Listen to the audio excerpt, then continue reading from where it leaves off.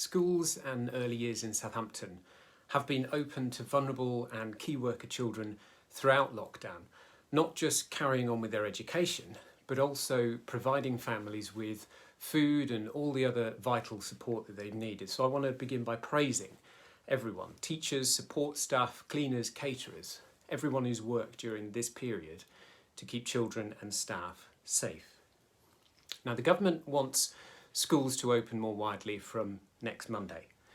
Our position as Southampton City Council is based on public health expertise and evidence, both national and local, the SAGE and independent SAGE reports, trade union input, and of course input from education professionals from early years through to post-16.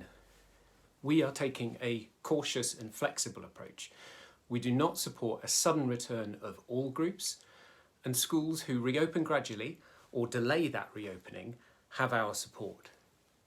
Now, the reality is that each school is different, and in line with the independent SAGE recommendations of local decision making and the Children's Commissioner, who's called for an intelligent, incremental response to local contexts, that is what we're doing, rather than a one-size-fits-all approach. Local teachers and leaders that we've spoken to have told us that they welcome the Council's position on this. Now, in recent weeks, teachers have been working incredibly hard to plan for what is safe and what is achievable, and this will mean that not all children in early years and school years R1, 6, 10 and 12 will be able to come back just yet. Every school has contacted parents and carers to advise them of the new arrangements, including continued learning at home for those who are not back in school.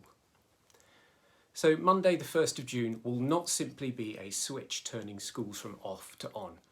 It will be much more like a dial, with some who can safely return, doing so in small numbers, and others increasing their numbers bit by bit when the schools are ready over the next month or so.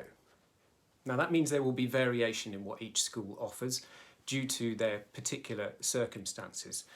I mean, the staff that are able to work, the physical space that's available in each setting.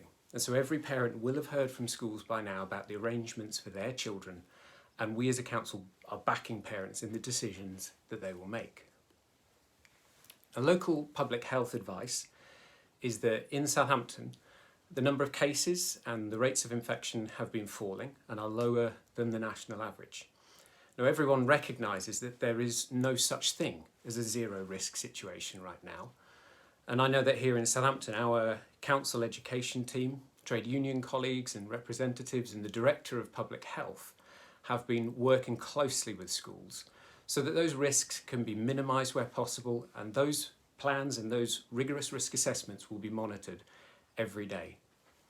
We also need to be clear that, as well, that things will not and cannot just be going back to normal as the children have known it before. Hygiene will be stringent, spaces will be segregated, and the focus will be on young people with the social and emotional transition that's needed to get back into school. And that's why every school has been provided with guidance from our educational psychologist team. The situation will, of course, be challenging, we all know that, and there is more that the national government needs to do in these coming weeks, particularly with the test, track and trace scheme. And in addition, the NASUT trade union has called for government to provide health and safety executive support to schools where they're implementing the safety measures that they've been putting in place. And I agree that more things like that should happen. In the meantime, our focus is on continuing to work together as leaders, teachers, carers and parents to support schools who are welcoming children back safely and gradually, not just quickly.